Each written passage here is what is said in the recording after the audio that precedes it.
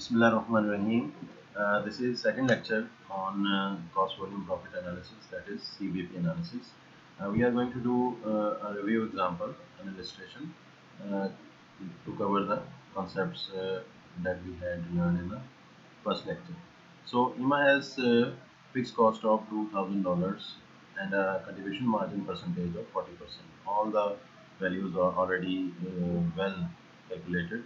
If IMA wants to make a profit of $2,000, what must revenue equal? So $2,000 का operating profit earn करने के लिए IMA को जो है वो कितना रेवेन्यू करना पड़ेगा। अब ये इसको अगर आप देखें वैसे तो एक सिंपल सी कैलकुलेशन है, लेकिन ये डिसीजन मेकिंग के पॉइंट ऑफ व्यू से देखेंगे कितनी अहम है। इसके ज़रिए टारगेट सेट हो सकते हैं, इसके ज़रिए सेल्स के टारगेट सेट होंगे, इसके ज़रिए प्रोडक्शन के टारगेट सेट होंगे। तो इसको छोटे से बिजनेस से लेके आप एक बहुत बड़े बिजनेस तक भी ले जाएं। So this is very important calculation CVP analysis. So remember our formula, that was fixed cost plus target operating income divided by contribution margin percentage. So CM percentage जो है वो हमें revenue dollars में बता देगी. Now let's look at the details. तो अब हम आते हैं स्लोली इसकी कैलकुलेशन की तरफ, डिटेल्स की तरफ। Analysis for target operating income. तो रेवेन्यू जो है 10,000 आ रहा है, तो फॉर ऑपरेटिंग इनकम ऑफ $2,000 ये हमारा टारगेट ऑपरेटिंग इनकम है। हमने डिसाइड किया कि हमें ऑपरेटिंग इनकम $2,000 चाहिए। अच्छा, अब ऐसा करने के लिए हमने फार्मूला अप्लाई किया, that revenue should be equal to fix cost plus target operating income divide by CM percentage. इन वैल्यूज़ को पुट किया तो आंसर जो है वो हमारा $10,000 रेवेन्यू आ गया, जो आपको इस वक्त पर्पल कलर में नज़र आ रहा है 10,000। अब इससे थोड़ा सा एक स्टेप हम अहेड मूव करते हैं कि इसके अंदर व्हाट इफ एनालिसिस भी आ जाता है कि ऑपरेटिंग इनकम अगर 2000 हमें डिज़ायर्ड है कि हमारा होना चाहिए खास टाइम पीरियड के दौरान, this could be 1 month, this could be 1 week, ठीक है। तो फॉर ऑपरेटिंग इनकम ऑफ $3,000 अगर हमें चाहिए तो हम वही जो है fix cost plus target operating income करेंगे और डिवाइड कर देंगे CM रेशो से, 4.40 में गिवन है। तो 12,500 का हमें रेवेन्यू रिक्वायर्ड होगा अगर हम जो है 3,000 की ऑपरेटिंग इनकम अर्न करना चाहते हैं। तो ये दो आपके सामने सेट हो गई एग्जांपल्स कि अगर एक ऑर्गेनाइजेशन जो है वो अपना सोचती है कि हमें इतना ऑपरेटिंग इनकम चाहिए, तो उसके लिए वो अपने रेवेन्यू का एक प्लानिंग करेगी, टारगेट सेट करेगी उस रेवेन्यू अर्न करने के लिए, उसी हिसाब से जो है स्ट्रेटजीज जो है वो डिवाइस करेगी और उसी हिसाब से प्रोडक्शन करेगी। यही जो आपके सामने जो है मैंने अभी डिस्कस किया, उसको हम अगर ग्राफिकली देख लें तो ये एक्स एक्सिस पे आपको जो है वो यूनिट्स सोल्ड नज़र आ रहे हैं, यानी कि क्वांटिटी नज़र आ रही है, और वाई एक्सिस पे आपको डॉलर्स नज़र आ रहे हैं। This is a typical economics cost and quantity graph. ये इकोनॉमिक्स में आप लोग अच्छे तरीके से इसको पढ़ चुके हैं।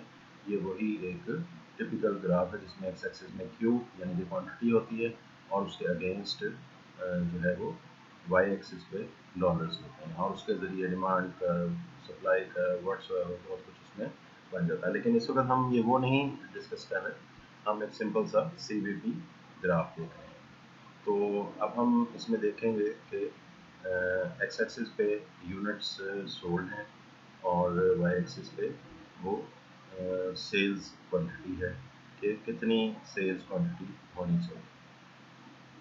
तो इसमें आपको दो ग्राफ्स नज़र आ रहे हैं, जिसमें से पहला जो ग्राफ है पहले का हम खुद ही जो है हमने एक उसको डिनोमिनेशन कर दिया है, उसका नाम रख दिया है। तो वो है हमारा total revenue line, total revenue curve. ये इस वक्त जो है हमारा कर्सर इसके ऊपर मूव कर रहा है। टोटल रेवेन्यू लाइन के ऊपर दो स्टेरस शो किए गए हैं और ये ज़ीरो लाइन से C पॉइंट से शुरू हो रहा है।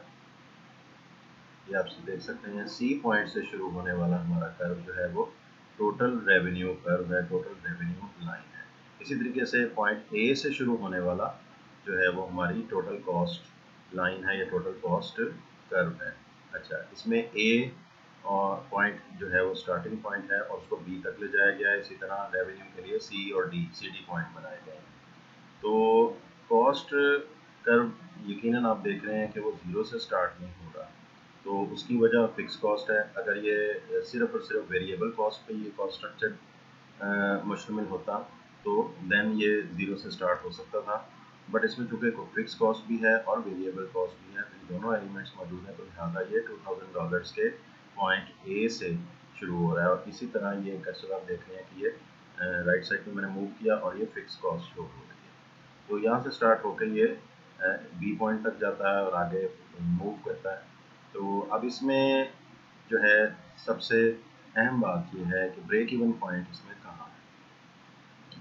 तो आप देख सकते हैं कि अगर लाइन ए बी और सी डी जहाँ पे एक दूसरे को कट करती है, that is break even point. Break even point वो पॉइंट है जहाँ पे आपके सामने जो है वो रेवेन्यू लाइन कॉस्ट लाइन को कट कर रही है। कट करने का मतलब ये है कि वो दोनों इक्वल है, यानी revenues, total revenues equal to total cost. ये कट करने का मतलब है, आसान सा मतलब आप समझते हैं। ये जो है मैथमेटिक्स में ये तो बहुत एक डिफ़िकल्ट बात नहीं है।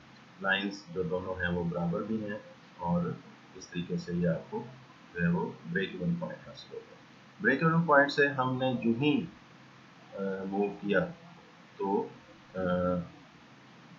मूव करने के बाद आगे जो एरिया है जिसके ऊपर कर्सर मूव कर रहा है, ये सारे का सारा प्रॉफिटेबिलिटी एरिया है। तो इसमें जितना एरिया है ये प्रॉफिट ही प्रॉफिट है। तो हमारा जो है ब्रेक इवन से हमने जैसे ही एक्सीड किया, मूव किया, तो हमारा प्रॉफिट स्टार्ट हो जाता है। अच्छा, अब इसमें एक और चीज़ ये है कि नो प्रॉफिट नो लॉस, और उसके बाद फिर जो है वो हमारी ऑपरेटिंग इनकम आ जाएगी। ये आप इजीली इस ग्राफ को रिड्यूस कर सकते हैं अपने डाटा की मदद से, जो कि हमने प्रीवियस भी देखा है। तो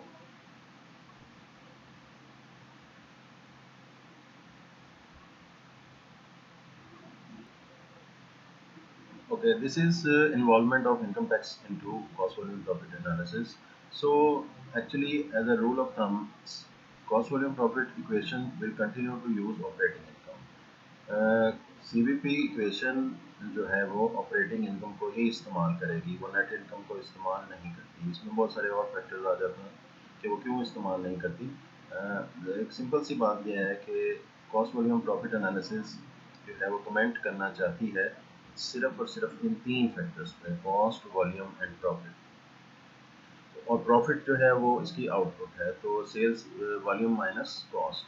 तो कॉस्ट जो है वो कंपनी के कंट्रोल में है किसी हद तक, और सेल्स भी किसी हद तक। ये दो चीज़ें ऐसी हैं जो कि मैनेजमेंट का टेस्ट है कि कितना वो सेल्स को प्रोड्यूस करती है और उसमें से कॉस्ट को किस हद तक मिनिमाइज करती है। तो ये कॉस्ट वॉल्यूम प्रॉफिट एनालिसिस में इनकम टैक्स एक एक्सटर्नल फैक्टर आ जाता है, जो कि ऑर्गेनाइजेशन के, कंपनी के कंट्रोल से एक बाहर की चीज़ है। तो लिहाजा दोबारा उसी बात को रिपीट करूँगा कि cost volume profit analysis will continue to use operating income. Net income को वो यूज़ नहीं करती। एक सिंपल सा फार्मूला है जो कि अगर नेट इनकम गिवन हो तो आप उसको ऑपरेटिंग इनकम में कन्वर्ट कर सकते हैं। तो ये इसलिए है कि आप ऑपरेटिंग इनकम हासिल कर सकें। अच्छा, अब इसके बाद हम एक बहुत ही इंटरेस्टिंग किस्म की इलस्ट्रेशन की तरफ आ रहे हैं। इस इलस्ट्रेशन में आप देख सकते हैं कि ये एक्सेल शीट है और इसमें फिक्स कॉस्ट के मुख्तलिफ सिनेरियोज दिए गए हैं। इसमें से जो है रो 5, 6, 7 पे ज़रा आप कंसंट्रेट करें तो 5, 6, 7 में सभी में फिक्स कॉस्ट 2000 है। 8, 9, 10 सभी में फिक्स कॉस्ट 2400 है और 11, 12, 13 में फिक्स कॉस्ट सभी में 2800 है। तो लिहाजा ये एक तरह से तीन जो है वो बेसिक सिनेरियोज पे। तो हम इसमें से बेसिक सिनेरियो फर्स्ट पे आते हैं, जो कि 5, 6, 7 रो पे कंसिस्ट करता है। अब इसमें variable cost scenario to scenario change हो रही है। तो ये व्हाट इफ एनालिसिस जो है आपके सामने है। वेरिएबल कॉस्ट क्यों चेंज हो रही है, ये नहीं कि ये कोई आउट ऑफ कंट्रोल चीज़ है। इसके अंदर मैनेजमेंट ये डिसाइड करती है कि अगर हम अपनी प्रोडक्ट के मॉडल में ये मॉडिफिकेशंस करें तो हमारी वेरिएबल कॉस्ट $120 हो जाएगी, ये मॉडिफिकेशंस करें तो हमारी जो है वो वेरिएबल कॉस्ट 150 हो जाएगी। तो फर्स्ट करें रो नंबर 5 पे first scenario with fix cost 2000 and variable cost 100 per unit, और पे जो है हमें कितने यूनिट्स जो है वो सेल आउट करने होंगे टू ब्रेक इवन। इनमें से सबसे पहली एग्जांपल जो है वो आपके सामने कैलकुलेट की गई है, 32 यूनिट्स। इसको नीचे जो है वो इक्वेशन में जो है वो कैलकुलेट किया गया है। Number of units required to be sold fix cost plus target operating income 2000 fix cost है, और हमारी जो है 1200 टारगेट ऑपरेटिंग इनकम है, और divided by contribution margin per unit. तो 32 यूनिट्स जो है हमें सेल आउट करने होंगे ये टारगेट ऑपरेटिंग इनकम का टारगेट हासिल करने के लिए। तो इस तरीके से as soon as target operating income increases number of units required जो है वो भी इंक्रीज होते चले जा रहे हैं। तो इसमें देखें 1600 के टारगेट पे जो है वो हमारे सामने 36 यूनिट्स सेल आउट करने होंगे, और 40 जो है वो सेल आउट करने होंगे यूनिट्स 2000 के जो है वो टारगेट ऑपरेटिंग इनकम। इसमें एक बहुत इंटरेस्टिंग सा फार्मूला होता है, जो कि एक चीज़ आप सामने देख रहे हैं इस वक्त। कंट्रीब्यूशन मार्जिन पर यूनिट $100 है, और आप 20 यूनिट से कितने यूनिट्स इंक्रीज़ कर रहे हैं, 12 यूनिट्स इंक्रीज़ कर रहे हैं। 32 यूनिट्स हैं, तो 12 यूनिट्स इंक्रीज़ करने पे 12 multiplied by CM per unit $1200 आता है। ये एक दरमियान में छोटी सी बात आ गई। तो इस तरीके से आपके सामने 3, 6 एंड 9 आपके सामने ये सिनेरियोज हैं, और उनमें से हर एक सिनेरियो जो है 3 कंडीशंस के 4 कंडीशंस के साथ जो है वो कैलकुलेट किया गया है। So you got 9 multiply by 4 36 illustrations on this one Excel sheet। तो आप 36 illustrations जो हैं इस एक शीट पे कर लें। इनको कैलकुलेशंस करके आप देख सकते हैं। When you are at home, you can solve these 36 illustrations uh, at your home at your notebooks। इस तरह से आपकी काफ़ी सारी प्रैक्टिस हो जाएगी। ये जो है इसी चीज़ को जो है ये टेबुलर फॉर्म में आप एक्सेल शीट पे देख रहे हैं, इसी को अगर आप जो है अगर ले जाएं वर्टिकल फॉर्म में, तो ये contribution margin format income statement बन जाती है।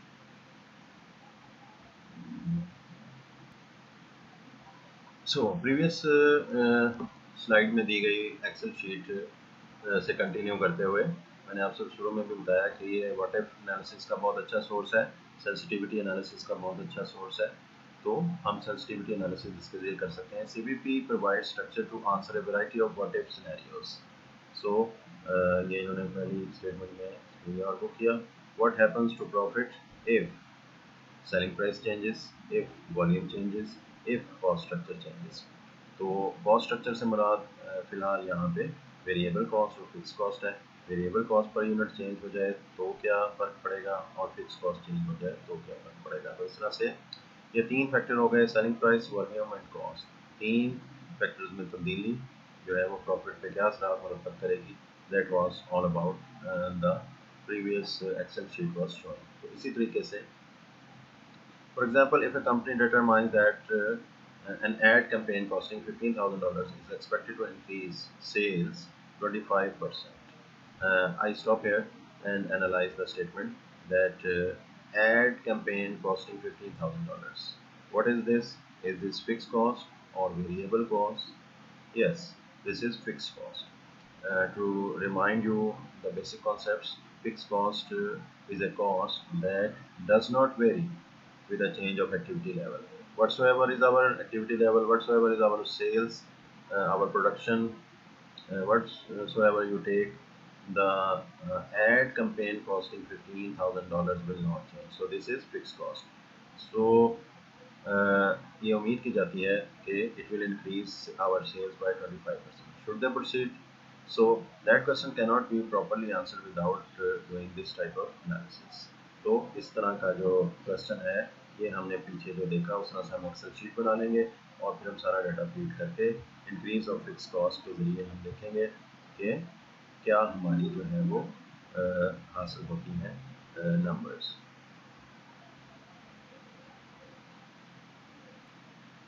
So let's move on to the next topic which is margin of safety. तो इसी कॉन्टेक्स्ट में जिसमें हम बात कर रहे थे कॉस्ट वॉल्यूम प्रॉफिट में, तो मार्जिन ऑफ सेफ्टी को हम देखते हैं। मार्जिन ऑफ सेफ्टी जैसे कि लफ्ज़ से ज़ाहिर है एक रिज़र्व या मार्जिन को शो करता है, जिससे मुराद ये है कि ऑर्गेनाइजेशन के पास जो है कितना मार्जिन मौजूद है। तो अपने इस टॉपिक के कॉन्टेक्स्ट में हम देखते हैं कि कॉस्ट वॉल्यूम प्रॉफिट में क्या मार्जिन ऑफ सेफ्टी लगता है। मार्जिन ऑफ सेफ्टी का फार्मूला क्या है, इससे पहले कि हम इसके फार्मूला की तरफ जाएं, ये एक हमें अहम क्वेश्चन का आंसर दे सकता है। वो क्या है, if budgeted revenues are above the break even point, how far can they fall before the break even point is reached. In other words, how far can they fall before the company will begin to lose money. तो हमारे पास वो कितना margin है जो मौजूद है कि company जो है वो ब्रेक इवन पॉइंट से आगे जो कि प्रॉफिट का मार्जिन रखती है। So let's move on to this calculation.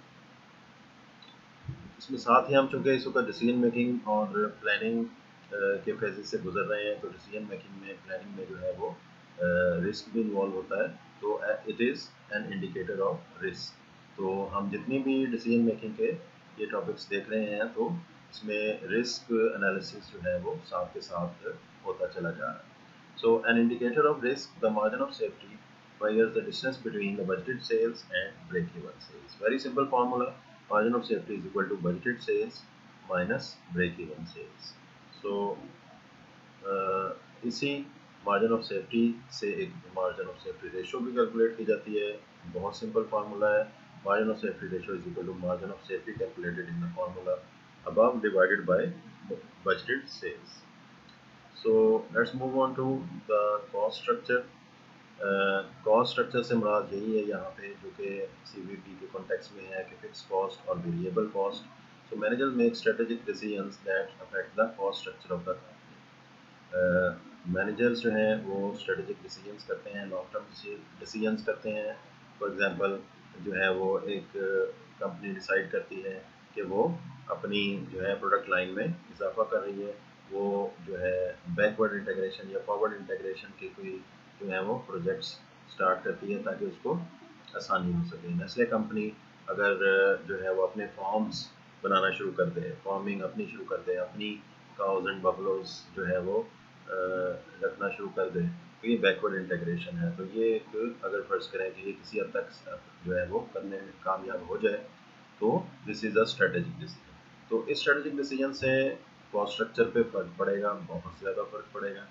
इससे जो है फौरी तौर पे जो है क्या फ़र्क पड़ सकता है। You are the students of management accounting, तो इसमें एक अक्लमंद आदमी के लिए फौरी तौर से जहन में आता है कि इससे फिक्स कॉस्ट में इजाफा हो जाएगा फौरी तौर से, और फिक्स कॉस्ट में अगर इजाफा होगा लेकिन वेरिएबल कॉस्ट में बहुत ज़्यादा कमी हो जाएगी। तो इस तरह से आपने इसको सोचना है कि कॉस्ट स्ट्रक्चर में जो है वो फ़र्क आ सकता है अगर स्ट्रेटेजिक डिसीजंस किए जाए। The cost structure is simply the relationship of fixed cost and variable cost to the total cost. So we can use CVP based sensitivity analysis to highlight the risks and returns as fixed costs are substituted for variable costs in a company's cost structure. जैसे मैंने अभी आपको example दी, company की variable cost बहुत ज़्यादा फर्ज किया आ रही है, तो फिक्स कॉस्ट से सब्सटीट्यूट कर लिया, तो फिर ये जो है कंपनी की फिक्स कॉस्ट में इजाफा हो जाएगा, लेकिन जो है वो वेरिएबल कॉस्ट में काफ़ी कमी हो जाएगी।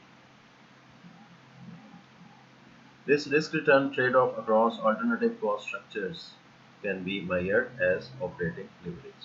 तो इस रिस्क रिटर्न ट्रेड ऑफ को जो है वो आप मेजर करते हैं ऑपरेटिंग लिवरेज से। तो डियर स्टूडेंट्स, इसमें आपके साथ मैंने एक एग्जांपल पहले शेयर की जो कि नेस्ले कंपनी से रिलेटेड थी। इसी तरह से आप रेलेवेंट कॉस्ट डिसीजंस करते हैं, उसके अंदर मेक और बाय डिसीजन है। एक कंपनी ऑलरेडी एक चीज़ को बाय करती है किसी सप्लायर से, और अब अगर वो सोचे कि वो उसको खुद बनाना शुरू कर दें, तो इस तरीके से उसकी फिक्स कॉस्ट में इजाफा होगा, लेकिन ये है कि उसकी वेरिएबल कॉस्ट में काफ़ी कमी हो जाएगी जब उसको खुद से बनाना शुरू कर देंगे।